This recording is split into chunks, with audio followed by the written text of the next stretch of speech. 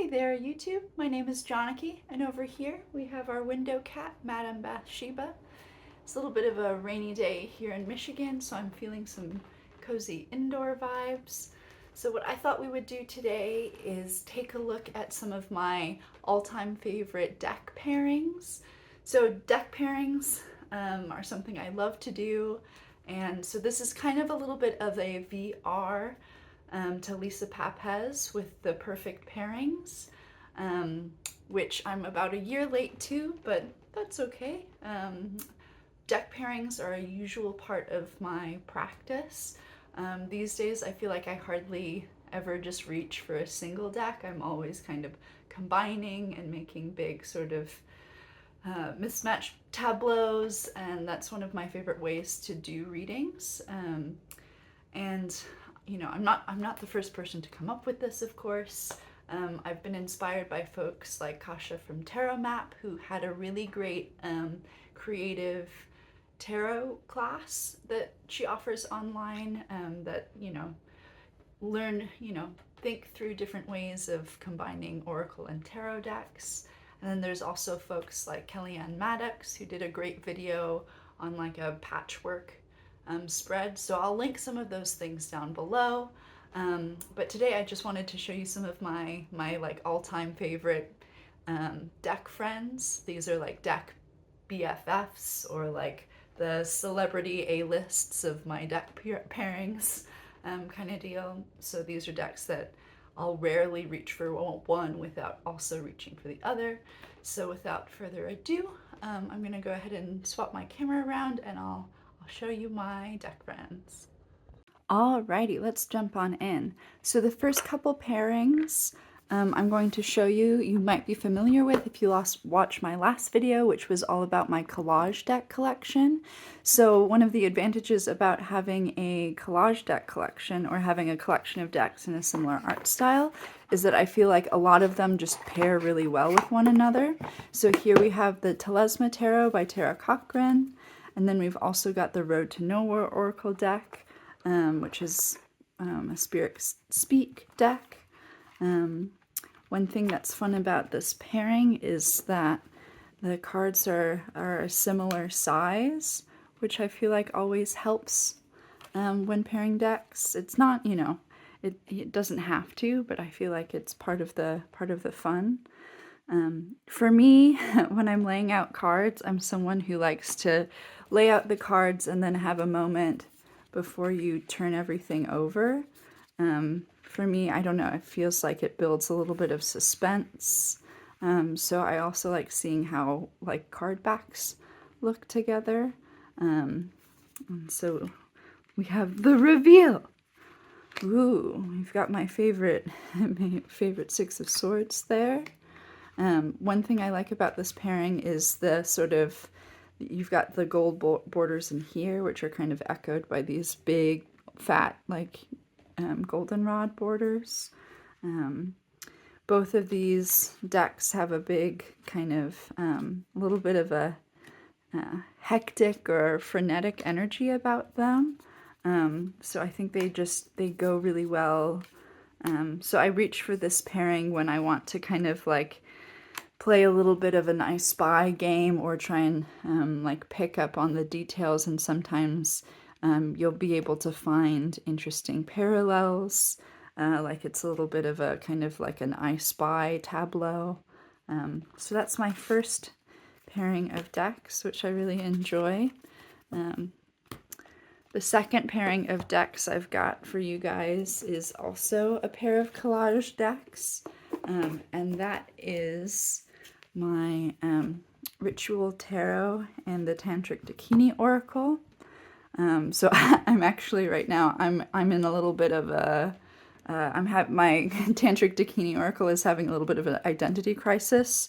I'm doing some mods and I haven't figured out how to make it work yet.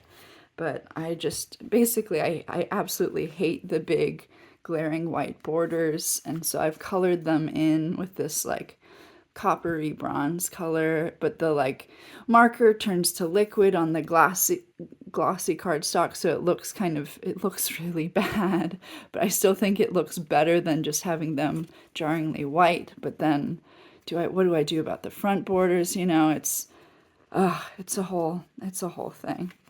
Anyways, so that's neither here nor there, but I feel like both of these decks go really well together. They have a little bit of a cosmic, like deep time, deep space vibe going on. So these decks I feel are a good pairing for meditative work, for kind of like exploring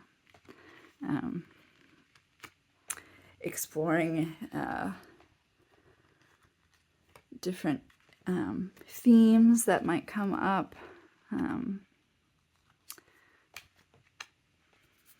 So we can see, I think some of the colors go really well together. I'm also, I can't decide if I just want to like lop all the borders off altogether. If you saw Meg from Rose Honey Rituals latest video, she showed that she had done that, and I was like, man, oh, I've got the itch. I might end up doing it, and I think it would mean it would work even better with the Ritual Tarot because then they would both be sort of borderless. So I guess stay tuned for adventures in the Tantric Dakini Oracle. I'm trying to move a little bit quickly because I've got a lot of deck friends I'd like to show you. So the next pairing is the Personal Oracle by the Dark Exact. And then I've also got my Spolia Tarot. Now, the reason I like using these decks together is that I feel like both of these decks have a really big sort of literary vibe. Coleman from the Dark Exact is also a poet, and she's published several collections of poems. And the author of the Spolia Tarot, Jessa Crispin, has also kind of put together a book called, or about how to use tarot for creative projects. And so I think they work really well together. The idea of the Personal Oracle is it doesn't come with a guidebook, and rather you're just supposed to kind of take up those symbols, and you're invited to explore what they might mean to you. And so I feel like I reach for these decks together when I'm needing some sort of inspiration for a creative project, or I'm just sort of like thinking through things. And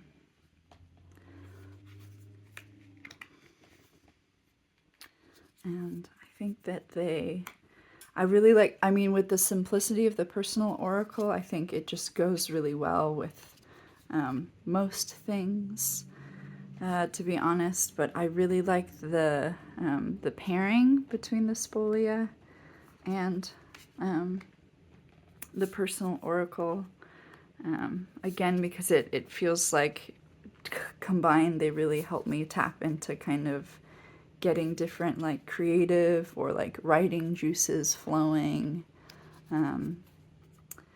So that's why I really like this pairing. And I also just I like how the backs look together, and they're both, this is something that won't translate well to video, but the feeling of the cardstock, they're both like very, very papery. So like tactilely, it's like very satisfying as well.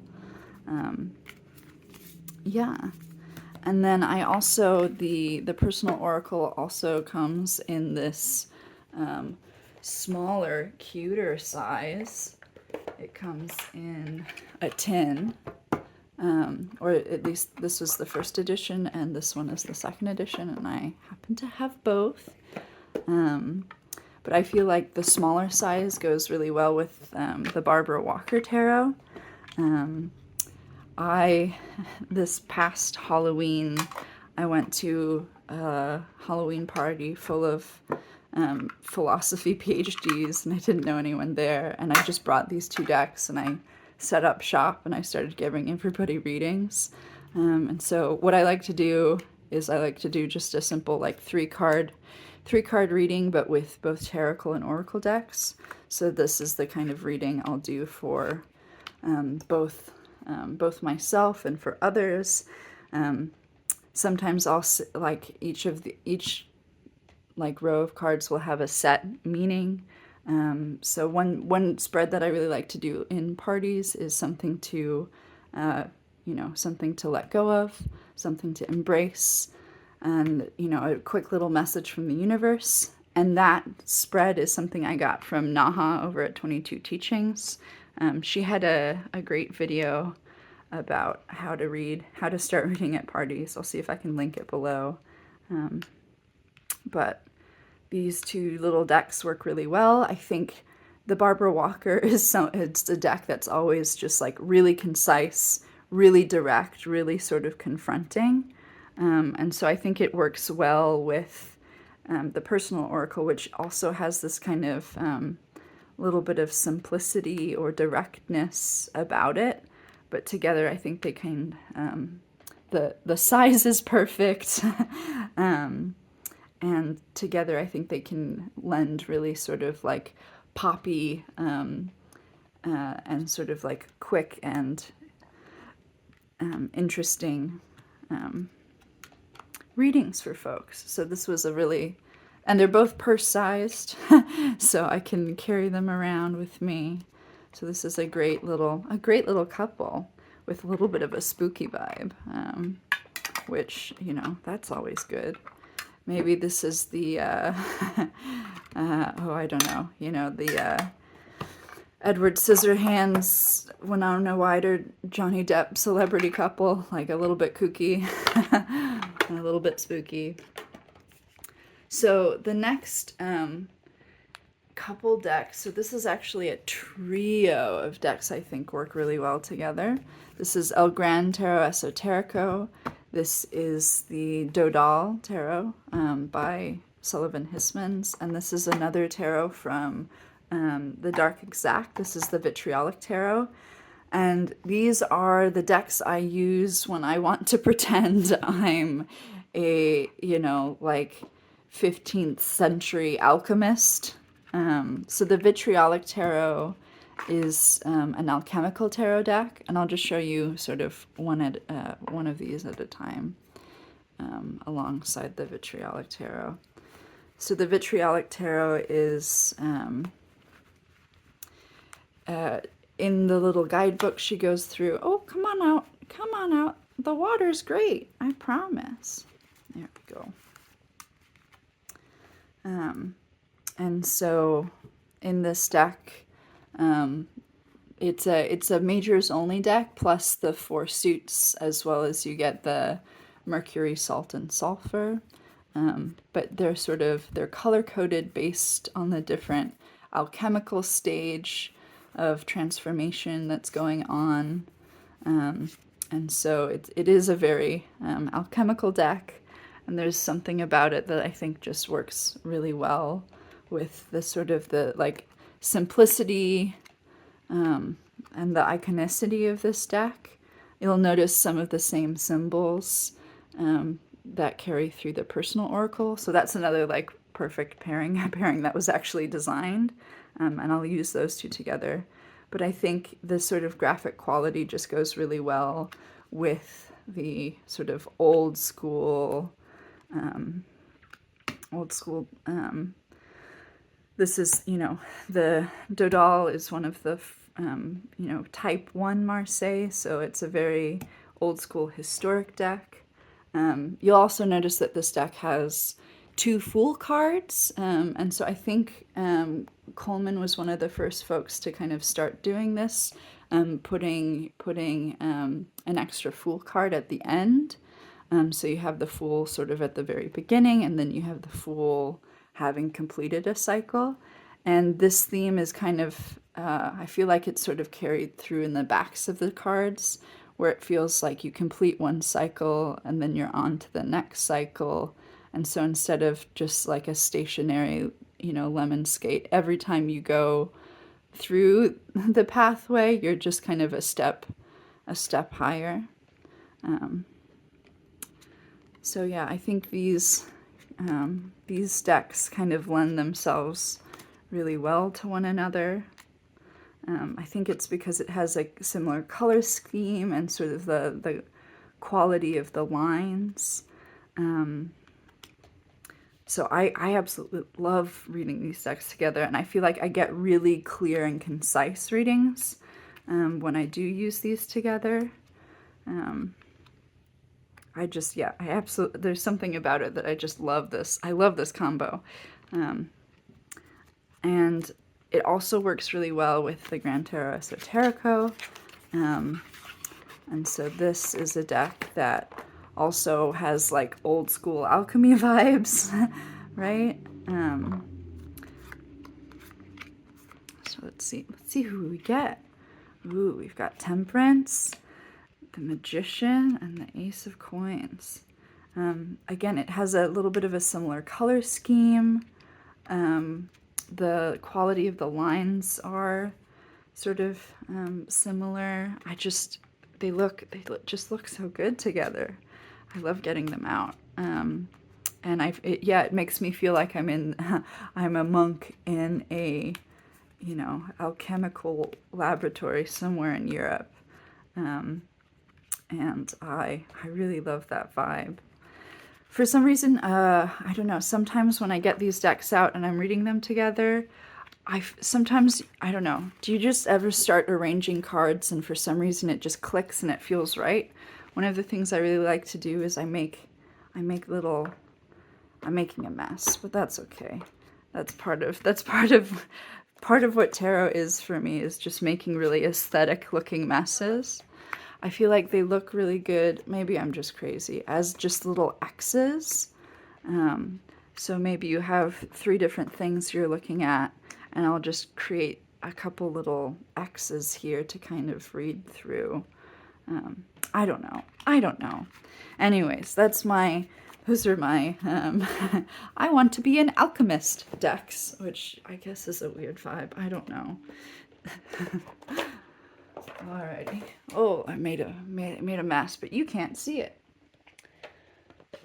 The next 2 decks, I'm also using another sort of historical deck, and this is the Claude Rocher Tarot de Marseille. It's a type 2, so it's a little bit later on, and this is a deck by the card maker Yves Renaud, who's really well known if you're into historical tarot. And one thing that I find really interesting is, aside from the Dodal that I just showed you with that pairing, I found it kind of harder to find oracle decks that work well with Marseille. If you're someone who uses Marseille decks and you know of you use some pairings that work really well for you, I would be curious to hear about it. But I really love using the Living Altar Oracle deck with this deck in particular. One thing I will say about, let's see here. Let's see, so you can still see who's who. Is the Living Altar, it's a deck created with lino cut and also sort of a little bit of mixed media collage going on. You can see there's like petals and hair and butterfly wings sewed together.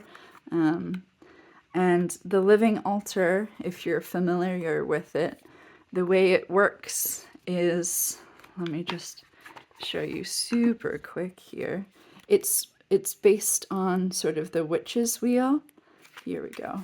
So this is a deck that's sort of all about different cycles. So you have the seasons, you have like times of day, you'll have the moon cycle, you'll have different stages of life, and then you'll have different sort of qualities that go along with those different stages.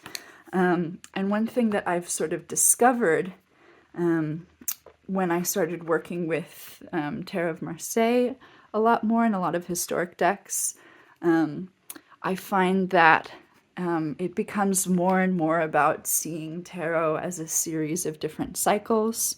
So you have the cycle that's contained within the arc of the major arcana, And then within each of the suits, you have this sort of self-contained, you know, cycle from aces to tens. And then, of course, you'll also have these different stages of sort of personality and development in the court cards. And so using these two decks together felt like I could really tap into something that felt really cyclical. And like, if you just, the colors in these two decks, I love this deck a lot because of the colors that are used. I also really love this. I'm into Marseille decks that will show, like you can see here, the sort of old print quality. So I don't like them looking like too pristine. I really love seeing this sort of the misprint sort of quality. And I think with a deck like this, and they're both sort of different printmaking processes, I think there's a sort of a synergy that happens there. Sometimes, sometimes I really like putting them on, like when I'm reading them, I'll put them on top. I don't know why. I don't do this for all of my pairings, but sometimes like I feel like they just need to sit on top. I don't know. I don't know why I'm like this. But yeah, there's something about the colors go really well. There's something about the line quality that also, see, it just, I don't know, it looks so good. And I feel like the meanings of these decks work really well together. Like, you know, transformation and death. Like that, I didn't do that on purpose. Right? So there's something about it that they not only sort of reinforce each other visually, but they also, they have that similar sort of attention to different life cycles that I find really, really appealing. So this is one of my all-time favorite deck friends. And I love using them together. If you ever want to book a reading with me, one of the sort of like my signature spreads that I offer is one that I call like the way through. I use these two decks in that, and you can see that if you ever click through on my little link tree thing I've got going on. So the next two decks are an odd pairing. Also, please give me a shout out if you own any of these decks I'm showing, or if you've paired these before. I'm curious if I'm just sort of coming out of complete left field or what. But I really like using these two decks. So this is the Zigeuner Tarot, which was created by a Swiss-German artist named Walter Wegmuller. So this is a deck from 1982. It is a vintage copy. And so in my understanding, Walter Wegmuller made a couple decks, and he was also a musician, and he grew up with a Swiss Roma community.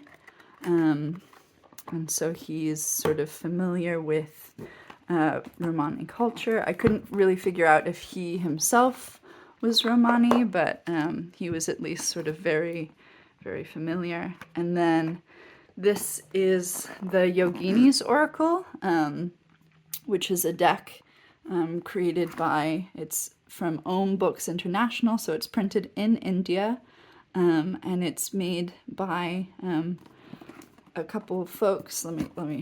Let's make sure I get this right here. So it was created by Nancy Dupois and with some of other folks as well. But this is a deck about that incorporates yoginis. And the guidebook for this, unlike the Tantric Dakini Oracle, which isn't about dakinis at all, and if you're looking to learn about dakinis or tantra, like that's not a good resource.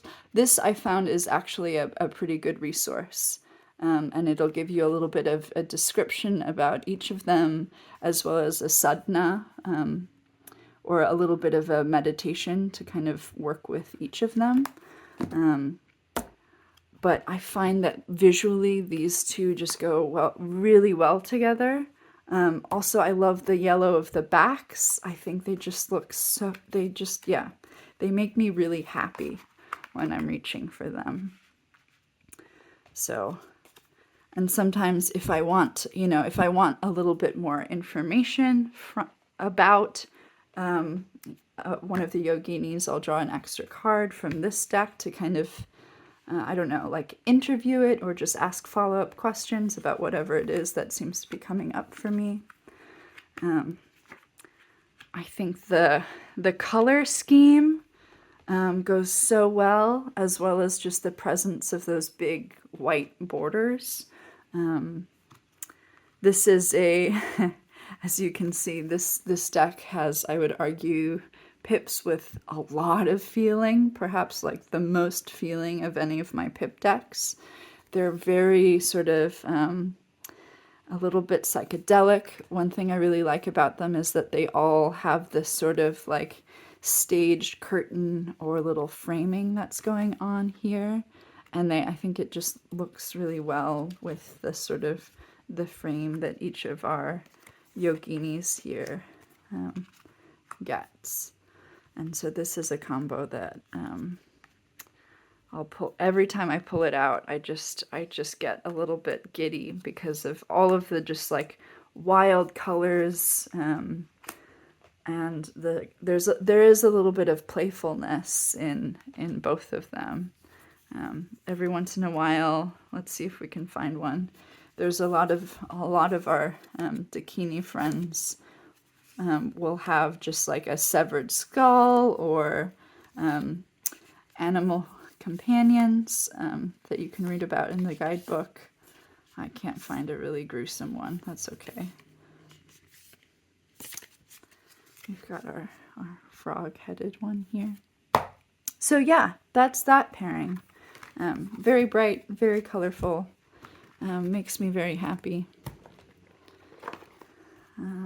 Alrighty. So I've just got a couple more to show you. The next pairing is a pairing that I reach for.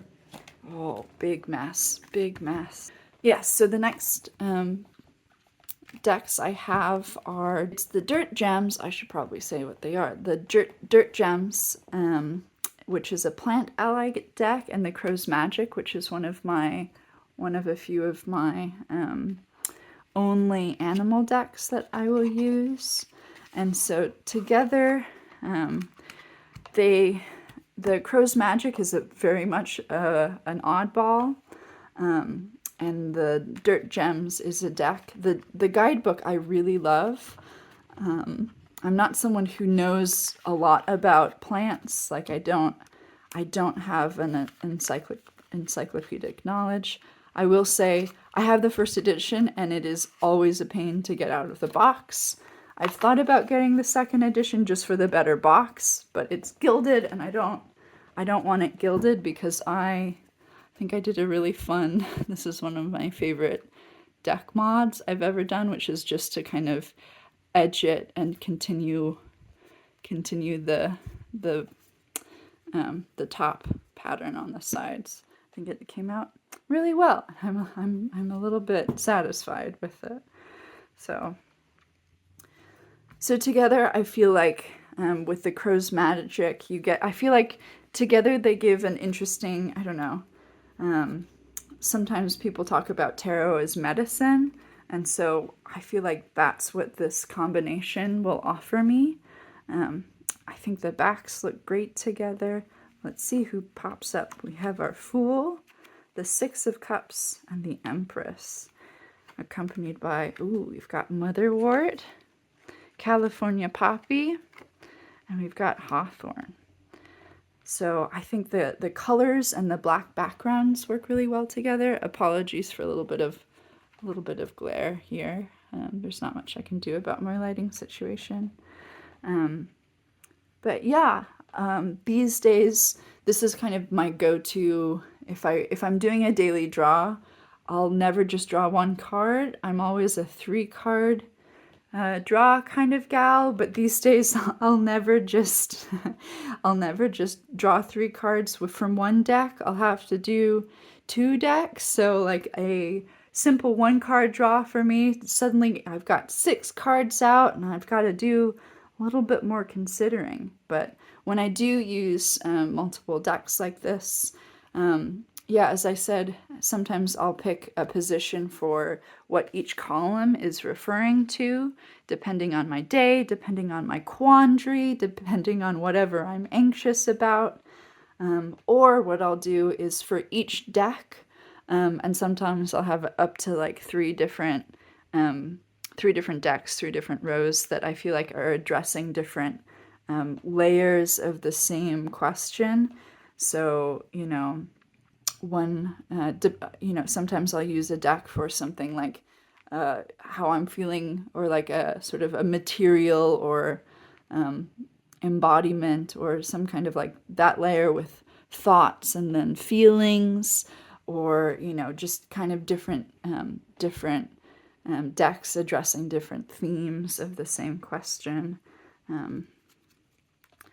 So that's something that I enjoy doing a lot, and I find that I often get really nice readings.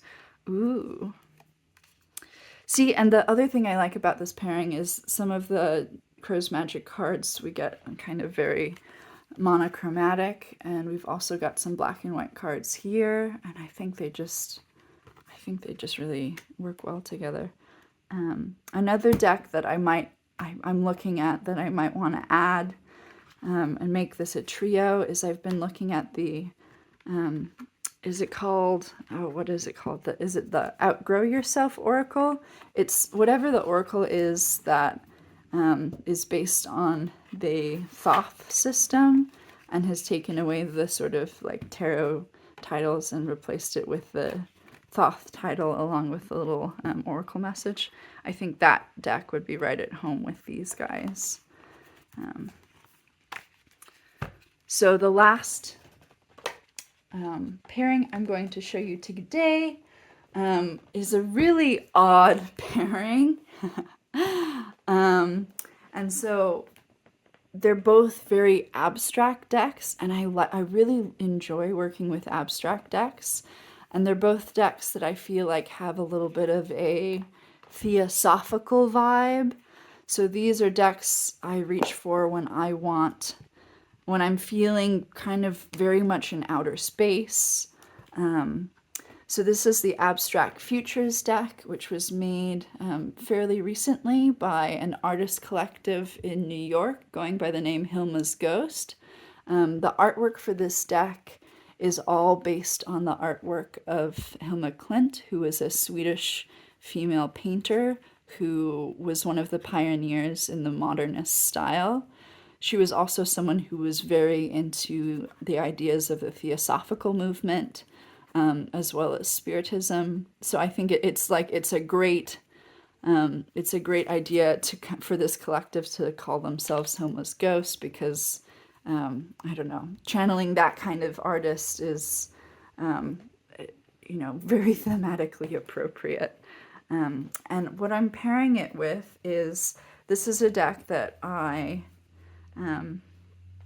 was made aware of by Meg from Rose Honey Ritual. She showed it a couple times, and I found it, and it's a little bit wild. This is the Arikira Celestial Guidance Oracle, made by a medical intuitive in Australia.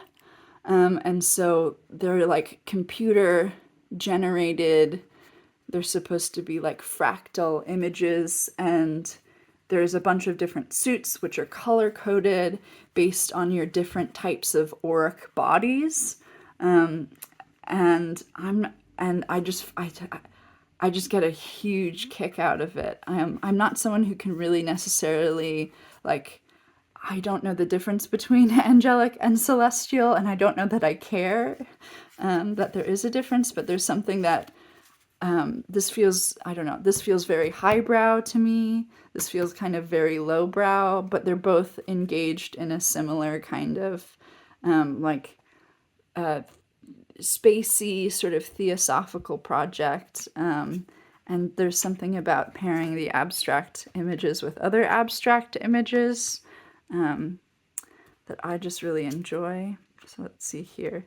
Queen of Pentacles and Senses, the Hierophant and Objective, Nine of Swords and Intellectual. See, I just, the meanings and the images and the colors, I feel like all really jive. So maybe our Queen of Pentacles is telling us to kind of get in touch with our senses about the situation. The Hierophant, which here looks like you're just in this corner, and this looks to me, I like reading into these images and sort of coming up with what they could be.